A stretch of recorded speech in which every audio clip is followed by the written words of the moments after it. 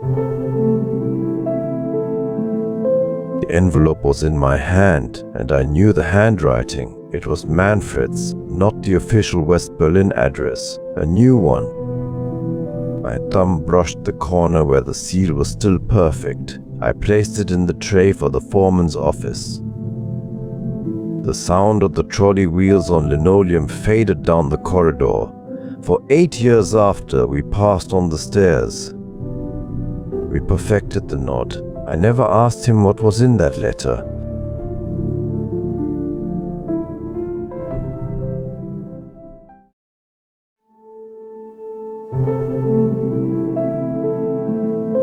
The alarm was a physical thing, a tinny hammering in the dark. 4:45. The cold was already in the room, waiting.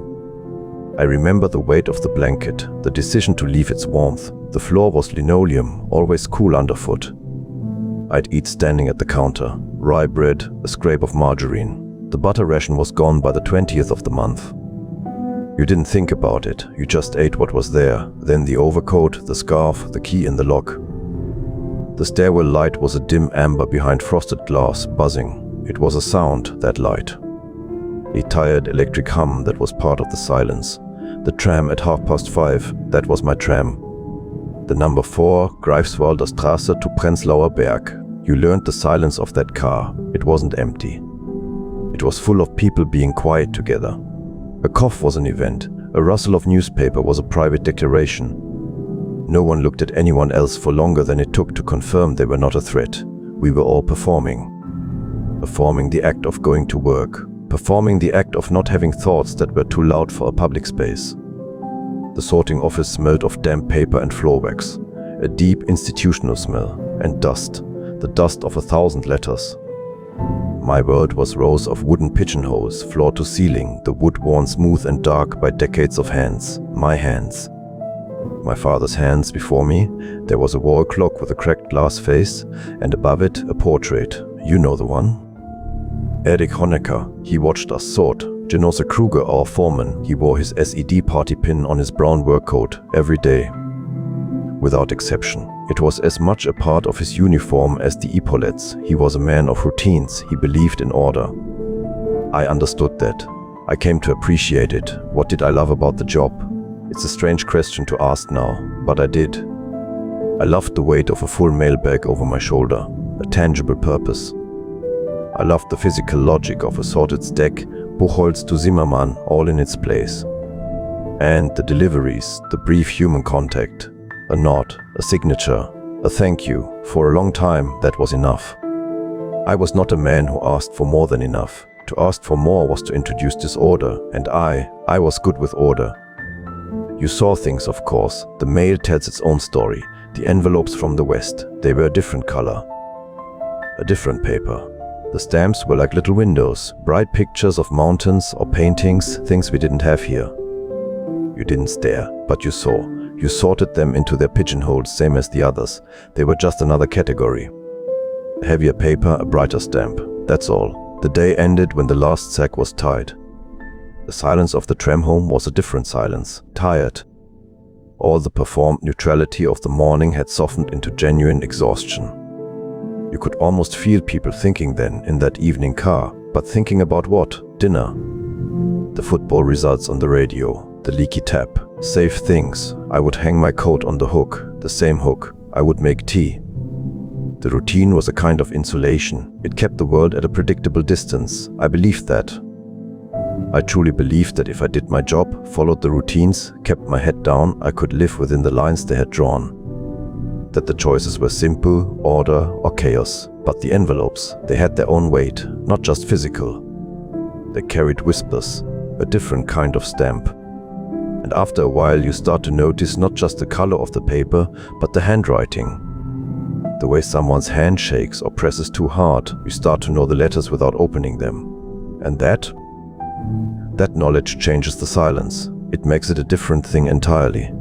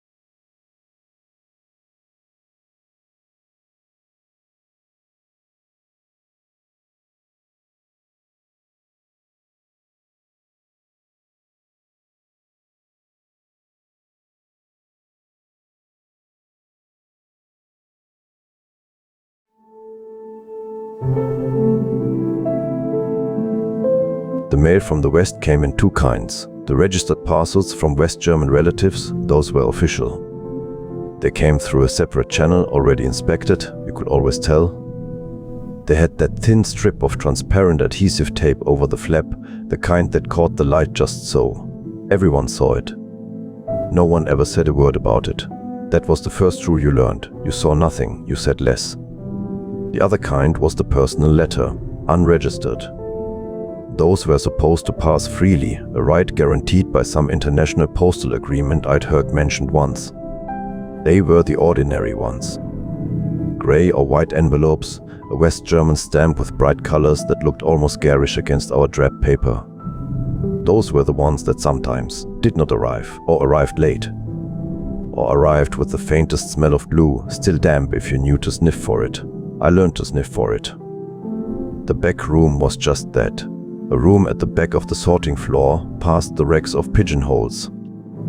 It had a single wooden table, its surface scarred with decades of knife marks and ink stains. One bare bulb hung above it. That table was where the morning's selection was placed. A small stack set apart from the main floor by maybe 6 inches of empty wood. That space was the only border that mattered. In 1975, Genossi Kruger asked me to work at that table. He didn't explain. He just said my sorting was accurate, my record was clean, and they needed a reliable pair of hands. He said it like he was offering me a promotion. And in a way he was. I understood what it meant. The invitation was the explanation. I said yes. Of course I said yes. The process was mundane. That's what stays with me. How ordinary it was. A shallow enamel pan, the kind you'd use to heat milk, would be set on a small gas ring. Water brought to a bare simmer. The envelope held over the steam, not too close. You'd watch the gum on the flap soften. Then a thin wooden spatula, like a doctor's tongue depressor, would slip underneath and peel it open. A careful, practiced motion, no tearing. The letter inside would be read quickly by someone else. Then it would be resealed. A damp sponge to reactivate the old glue, a fresh strip applied so thinly it was practically invisible once it dried. My job at first was just to manage the stack, to separate the ones that needed that table from the ones that didn't. I didn't read them, I just handled the paper. I had a speech for myself. I rehearsed it on the tram ride home.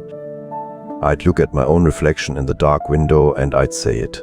This is normal. Every country monitors its mail. It's a matter of state security. I am not the one making the decisions. I am just the one holding the stack. I am ensuring the process is orderly. That is exactly what I told myself, word for word. I had practiced it. It worked for a while. It let me sleep. It let me look at my hands and see just hands, not instruments. They were just envelopes. They were just pieces of paper crossing a line that was, in every sense that mattered, a wall. What could a few sentences hurt? That's what I thought. I believed the rationalization more than I believed the words on the stamps. The West German eagle, so bold and red. It was just a picture. The real borders were the ones we maintained ourselves, inside our own heads. I maintained mine very carefully, but you start to know things. Without ever reading a line, you start to know. The weight of an envelope with a photograph inside, the flimsy feel of airmail paper, the kind that whispered of distance. The handwriting that trembled, just slightly. You'd see that and you'd know the person writing was old or afraid or both. You'd set it in the stack for the pan and the steam, and you'd feel the knowledge settle in you like a sediment. A quiet, accumulating grit. I told myself I was just a postman, but postmen know where people live. They know the names. They recognized the handwriting. It became a kind of blindness, a focused not seeing. I looked at the envelopes and I saw only addresses, postal codes, stamps. I did not see the people. I could not afford to. Because if I had thought about Manfred Schreiber, my neighbor with the loud laugh, if I had thought about him sitting at his kitchen table writing a letter, well, that would have been a different kind of decision, so I didn't think about him. I thought about the glue and the steam and the correct order of the stack. I thought about the tram schedule. I thought about anything else.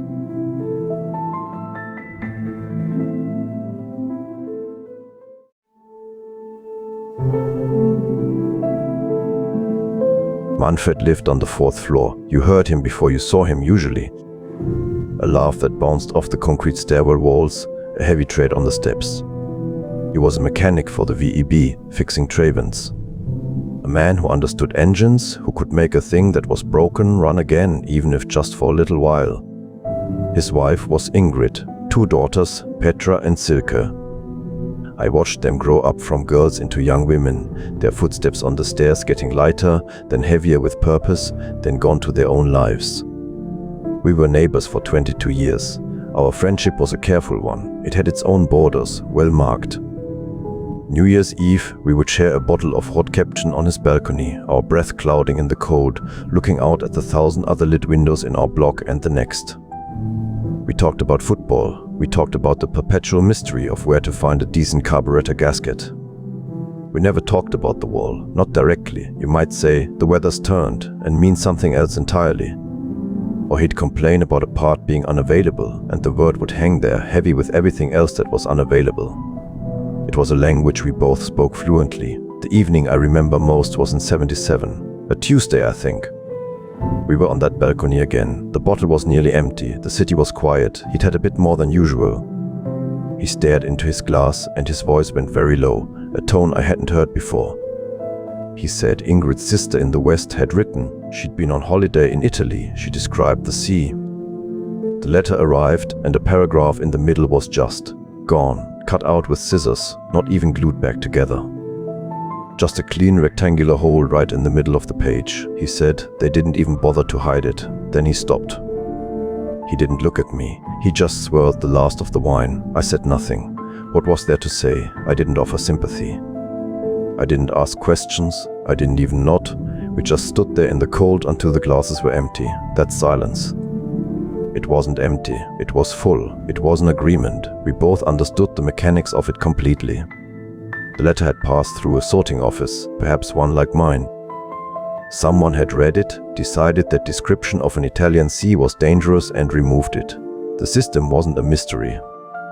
It was a fact, as solid as the balcony railing under our hands.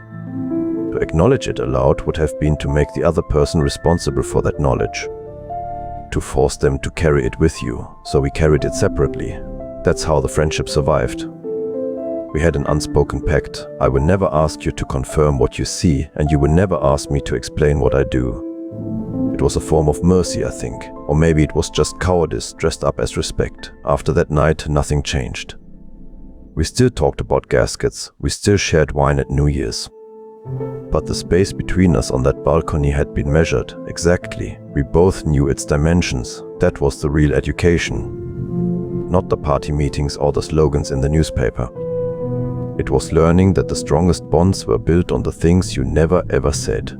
It made the world manageable. It let you live with your neighbor and with yourself for a while.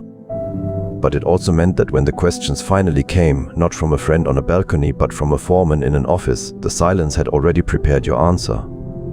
You had been practicing it for years.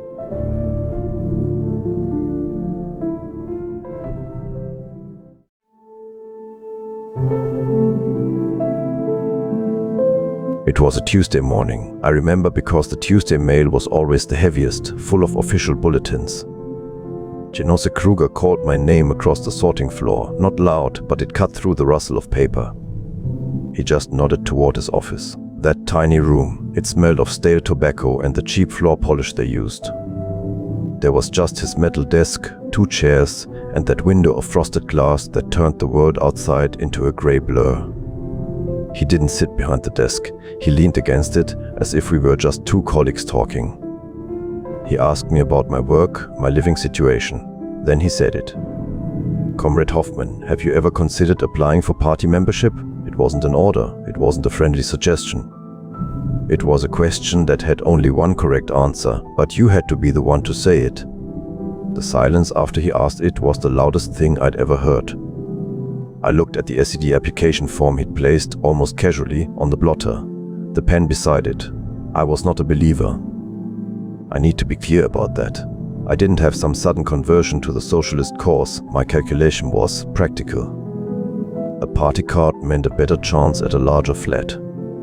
It meant you could shop at the Intershop, get Western coffee, maybe a pair of jeans that didn't feel like cardboard. But more than that, it was armor, a layer of protection. In a system where anything could be taken from you on a whim, it was a piece of paper that said, "This one belongs." I filled out the form that same week. The questions were all about loyalty, about your family's background, about your commitment to the peace policy. I wrote the answers I knew they wanted to read, and then for 11 years, the first Tuesday of every month.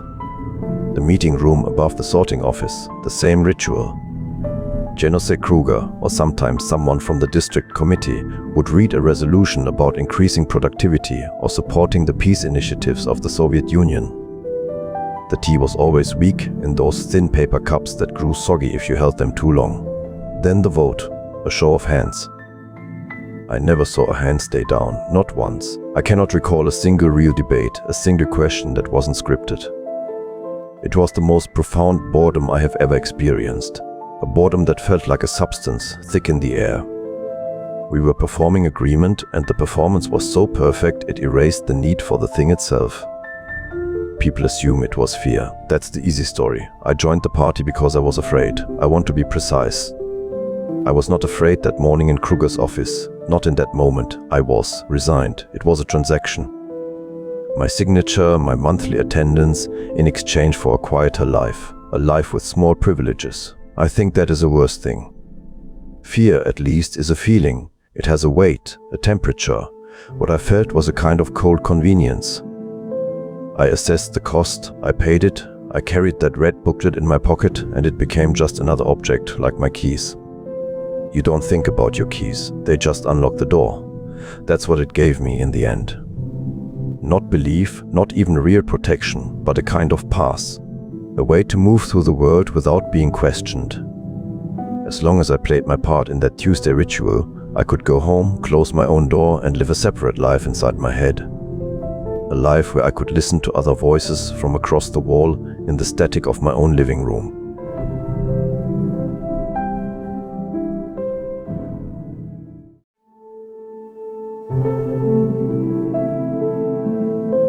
The evening news was always the same. The harvest was a success. The factory quotas were exceeded. The West was in crisis.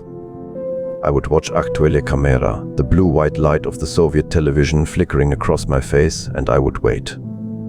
For the anthem, for the sign-off, for the screen to go to static, that was my signal. Then I would lean forward, my hand on the UHF dial. A slow, careful turn past the first marker, the second. The picture would dissolve into rolling lines, a hiss of white noise.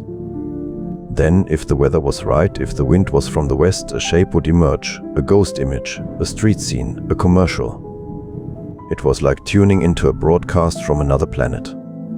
The sound was always down so low I had to press my ear to the speaker grill. I became an expert in reading lips in a language I could barely hear.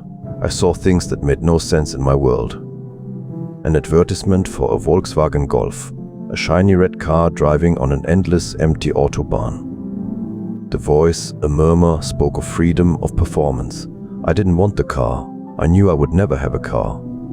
But I wanted the road. I wanted the idea of a road that went on without a checkpoint. I saw a news report about a strike in a French factory. They just reported it, no commentary on the decadence of the system. Just workers with signs demanding something. The fact of it was what shocked me. The fact was allowed to exist all by itself. The comedy programs were the most disorienting. People laughed at politicians, not by name, but you knew.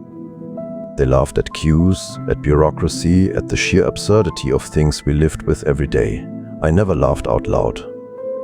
I would feel a tightening in my chest, a kind of panic mixed with a strange, giddy relief.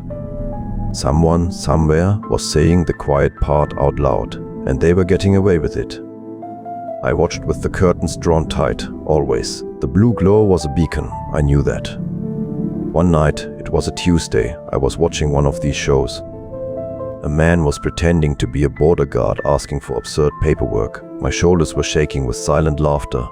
And then, a knock, sharp, at my door. My blood went cold. The knock came again. I lunged for the television, fumbled for the power knob, plunged the room into a black, ringing silence. I sat there, in the dark, my heart hammering against my ribs. The knock came a third time. I had no choice. I turned on the lamp, smoothed my shirt, and opened the door. It was Frau Dombrowski from upstairs. She was in her housecoat, her hair in curlers. She held out a small empty glass jar. "Herr Hoffmann," she said, her voice perfectly normal, "I am so sorry to disturb you. I am in the middle of preserving cucumbers and I have completely run out of salt. Might you have a spoonful to spare?" I gave her the salt. I smiled. I said it was no trouble. She thanked me and went back up the stairs. I closed the door. And I stood there, my back against the wood, listening to the sound of her footsteps fade. I stood there for a long time. Had she heard the laughter through the ceiling? Had she heard the Western German? Or was she really just out of salt? I never knew. I never will. That was the game. Every gesture, every request lived in two worlds at once. The world of normal things and the world of signals. It wasn't resistance. Please understand that. I was no dissident. I didn't have pamphlets. I didn't listen to RIS radio. This was smaller. It was more like pressing my face against the shop window at Christmas time. You look at the lights, the toys, the things arranged so beautifully behind the glass. You want to see what's there. You might even want it, but you do not expect to go inside. You have accepted that the door is not for you. Or you have told yourself you have accepted it. That was the important part, the telling yourself. It made the window shopping possible. It let me go to work the next day, put on my postal uniform, attend my party meeting, and perform my life without screaming. It was a private hunger. A quiet, persistent ache for a version of reality that was simply reported, not interpreted. For a laugh that didn't need permission. The television was my window. And like any window, it showed me not just what was on the other side, but the reflection of my own face, looking in, pale, watchful, wanting. It showed me the precise dimensions of the room I was actually in, a room I could leave, of course, if I had the correct forms.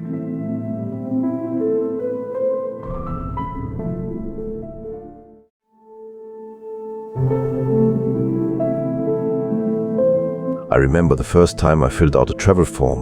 It was 1979. My mother's cousin in Erfurt was ill, not dying, just ill. A visit required permission, not from her, from the state, 14 pages. I had to document my relationship to her, going back to her parents' birth certificates, which I didn't have. I needed a statement from my SED chapter secretary confirming my political reliability. I had to list every address I'd lived at since 1948. The reason for travel had to be compelling family need. A sick cousin was considered marginal. I wrote that she had helped raise me. A small lie. The form felt like a test I hadn't studied for. Each blank was a potential trap. I filled it in over 3 evenings, the radio playing approved music, my handwriting growing smaller and tighter with each page.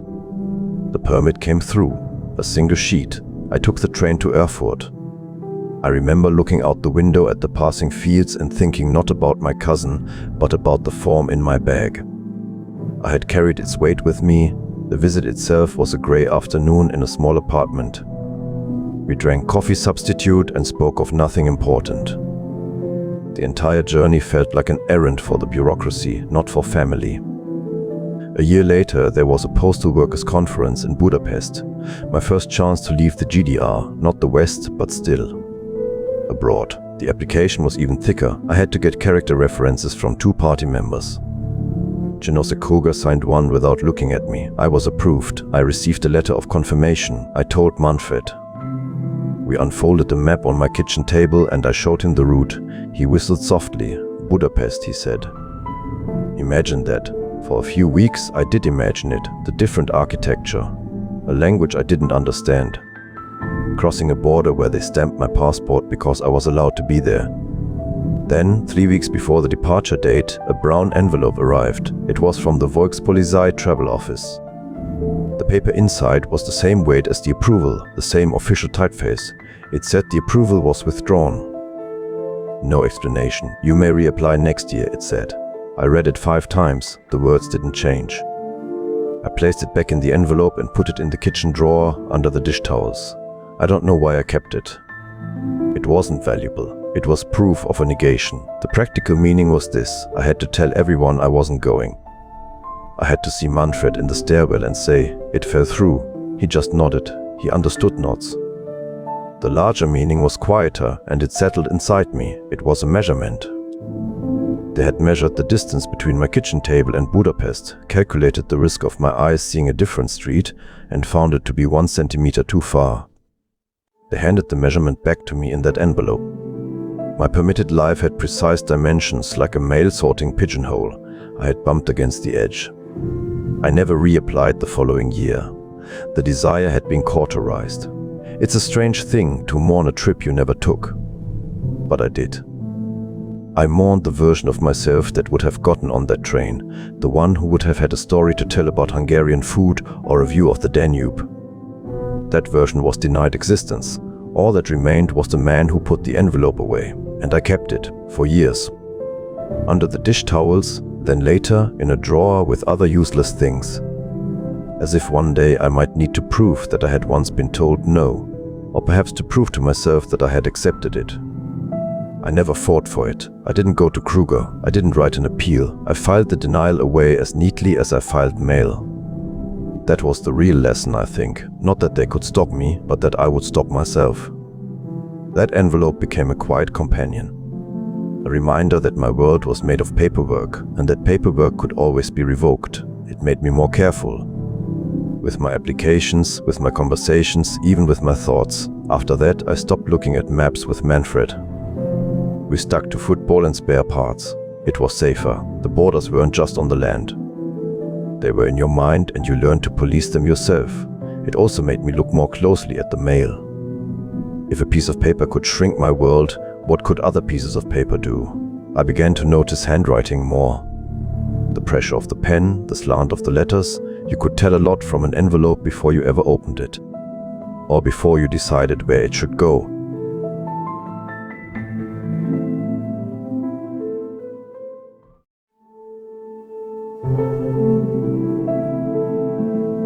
It was a Tuesday. The fluorescent light above sorting table 4 was flickering, the way it always did in the morning until the tubes warmed up. A stuttering pale glow. I remember the sound it made, a low electric hum. My hands were moving through the morning's batch of Western mail, the unregistered letters sorting by district. And then my fingers stopped. It was a plain white envelope. The address was written in careful block capitals. To a street in West Berlin I didn't recognize, not the registered address for Ingrid's sister, a different one. And I knew that handwriting. I knew the particular slant of the M, the way the R closed its loop a little too tightly. I had seen it on birthday cards slipped under my door for a decade. To Klaus, all the best, Manfred. I stood there. The envelope was light, almost nothing. It could have contained a single sheet of paper, a photograph, a train ticket. I held it for 3 minutes. The flickering light made the shadows on the table jump. To my left was the outgoing pile, the mail that would travel on. To my right, about 6 inches away, was the pile for the back room. The space between them wasn't distance, it was a choice. I did not make a choice. I simply let my hand move to the right and set the envelope down. It was the absence of a decision. A default, the easiest possible motion of my wrist. I did not look up to see if Genosse Kruger was watching from his office window. I knew he was.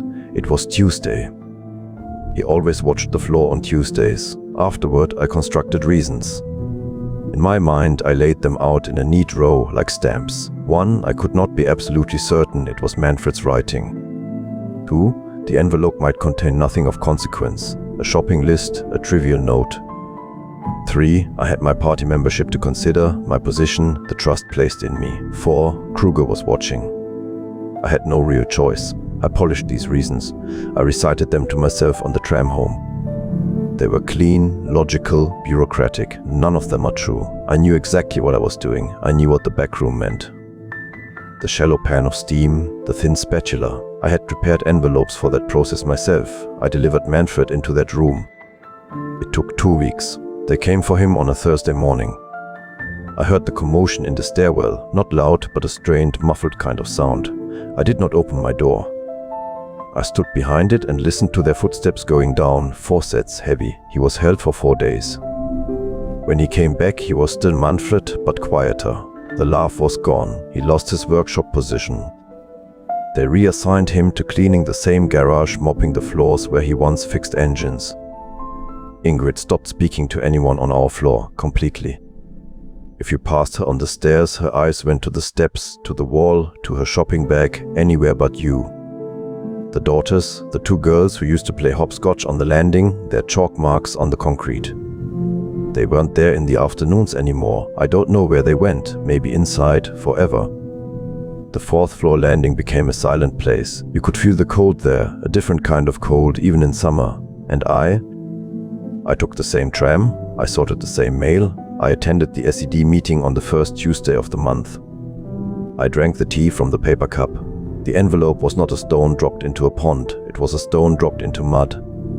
There was no ripple, just a slow, silent sinking, and then everything settled over it. Life continued. But it was a different life. I had drawn a line, not on paper, but between us. And from then on, we lived on opposite sides of it.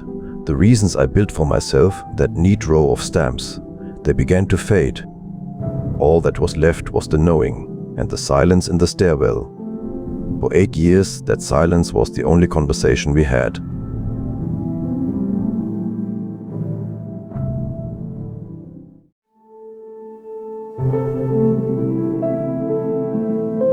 The years after the envelope were the same years as before. The tram at 5:30, the sorting office, the Tuesday meetings. The low-volume television. The only thing that changed was the silence. It had a new shape. It lived in the stairwell.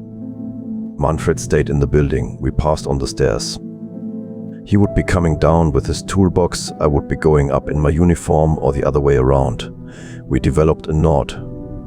It was not unfriendly. It was not friendly. It was a brief, precise lowering of the chin, lasting exactly as long as it took for our shoulders to pass. The eyes did not meet. They focused on a point on the wall just beyond the other person's ear. We perfected this. For 8 years. I have thought more about the mechanics of that nod than I have about entire years of my life.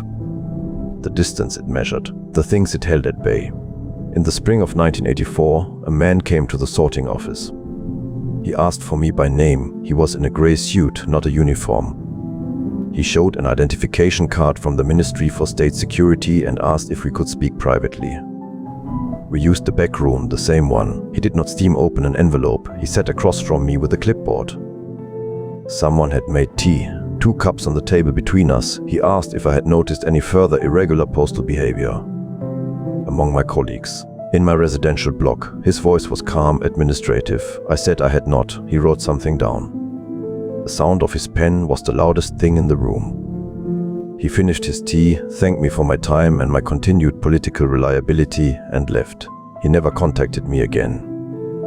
It was not an interrogation, it was a receipt, an acknowledgement, a quiet settling of accounts. After that, things improved.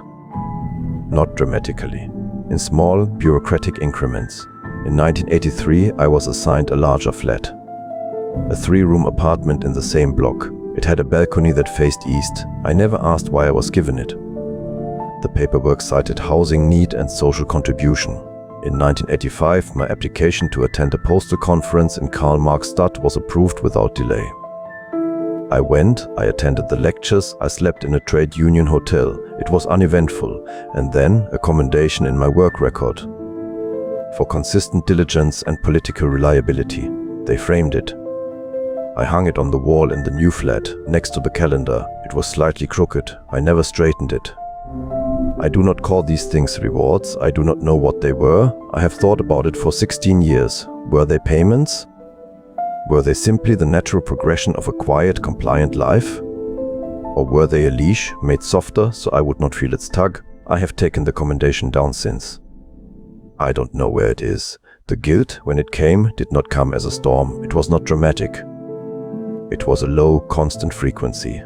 A wrongness, like a radio left on in another room in a neighbor's flat. You can't make out the words, just the murmur of a voice. You know it's there. You could get up and turn it off, but you don't. You learn to live with the hum. It becomes part of the silence of the apartment. You measure your life against it. The tram at 5:30, the nod on the stairs, the taste of the tea in the back room. All of it set against that quiet, distant static. And through it all, the world outside was rusting. You could feel it. The shortages got worse, the speeches got longer and emptier. The silence on the tram became brittle like thin ice. We all felt it tracking under us, but the routine held. My routine held. It was all I had. I delivered the mail. I sorted the letters. I watched the flickering Western images of a world that was moving while we stood still. I waited. But I didn't know what I was waiting for, not until the night the volume on the television didn't matter anymore.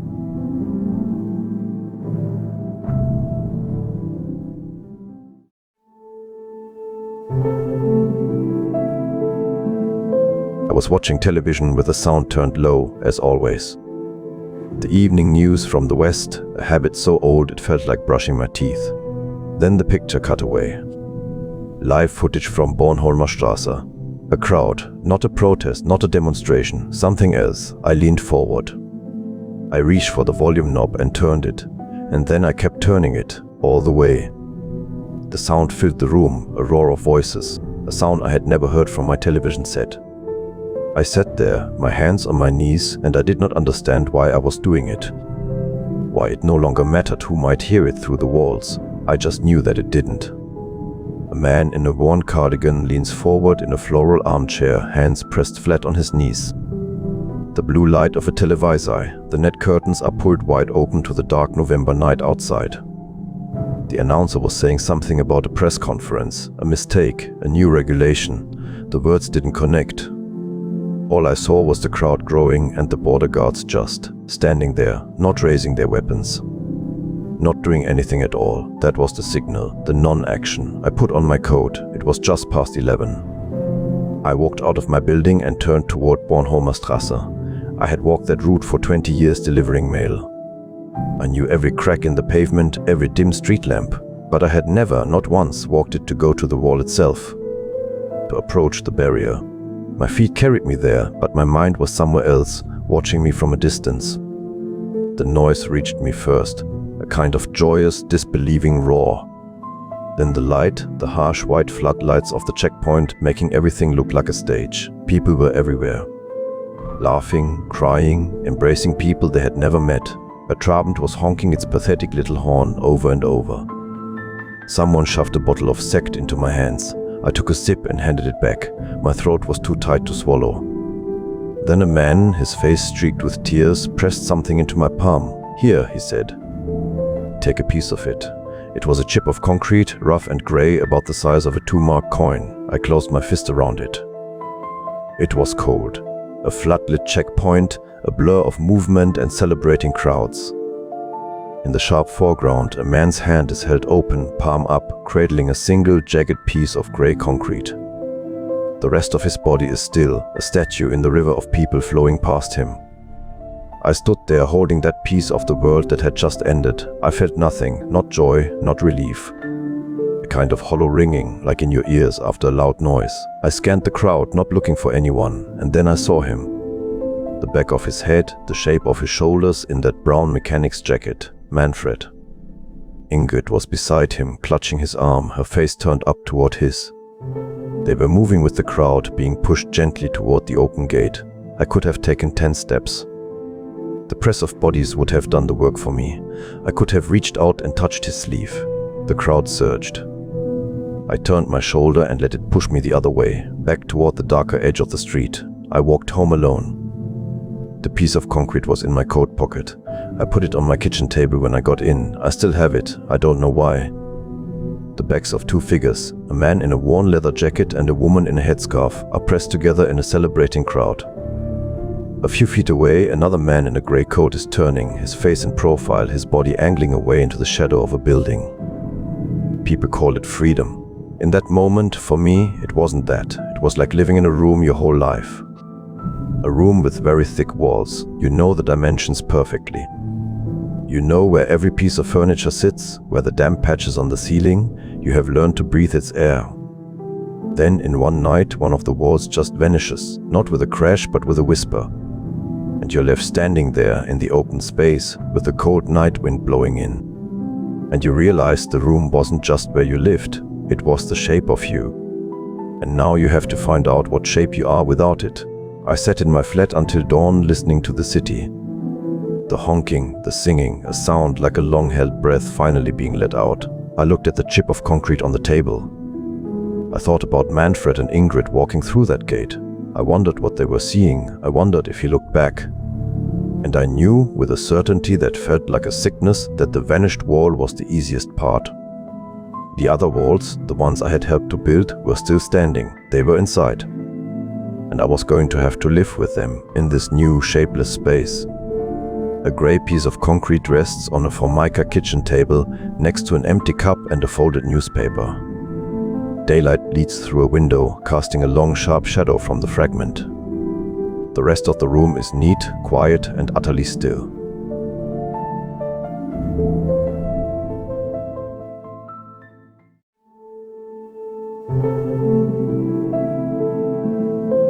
I went to the Uschstrasse office in the spring of 1992. It was the same building. They had just opened the files. I sat at one of those long reading tables under a lamp that buzzed. A woman brought me a grey cardboard folder. It was very thick. I opened it. It was all about me. My work record, my SED membership assessments, reports from neighbors I never knew had spoken to anyone. It was so precise. So bureaucratic. Every birthday card I'd ever received from my aunt in Hamburg was logged. Every time I'd apply for a travel permit, it was a biography written by someone who had never met me. I turned the pages slowly. I was looking for one thing. I found it near the back, a report from March 1981. It noted an irregular postal item originating from Greifswalder Straße, intercepted for review. The resident's name was there. My supervisor's name was there as the submitting officer. My name was not. Next to the entry it said, "Information provided by postal employee, reliable." That was all. I remember the air in that room was very dry. My eyes hurt from reading. I closed the folder. I had needed to see it written down. Now I had. I carried that knowledge for a year. It sat inside me like a stone. Then, one afternoon, I walked up to the 4th floor. I knocked on the door. Ingrid answered. She looked older. Manfred appeared behind her, wiping his hands on a cloth. He'd been fixing something. I said I was sorry. I used that word. He looked at me for a long time. The silence in the stairwell was absolute. Then he said, "I know it was you." Just like that. He had known since 1981. He had seen my face, he said, the morning after. He closed the door. The sound of the latch was very final. "We have not spoken since. What do you do with a thing like that? I have not told my wife." She believes, she wants to believe, I was just a postman. I kept my head down. We all did. I have not gone to a priest. I am not a believer. I have drafted letters of apology in my head on sleepless nights. I have never put one on paper. To write it down makes it a transaction. I do not know what I am buying. Forgiveness, that is not for sale. I have done nothing. And sometimes I think this, speaking to you, is the first thing I have done. And other times I think it is the most selfish thing. A performance. I do not know which is true. The knowledge is a room I live in. I go to work. I come home. I have a life. But I am always in that room. I think of Manfred's daughters. They are grown now. I watched them grow up through the stairwell window. Did they ever wonder why the man on the 4th floor stopped talking to their father? Did they ask? What did he tell them? These are the questions that come at night. They are not large historical questions. They are small and they are sharp. I keep this on the table by my chair, a piece of the wall. A man gave it to me that night. I have been trying to decide for 8 years what it means. I think it means I was there. I think it means I survived it. I do not think it means I am owed anything for that. I am not sure what I am owed. I am not sure what I owe. I think those are the same question. I think I will die without answering it. The file is closed. The building is a museum. The envelope is just paper now, but the debt remains. It does not diminish. It is the one thing from that time that did not disappear. I deliver mail to new buildings now, to new names. The past is underneath, like old pipes. You don't see it, but you know it's there, carrying something away.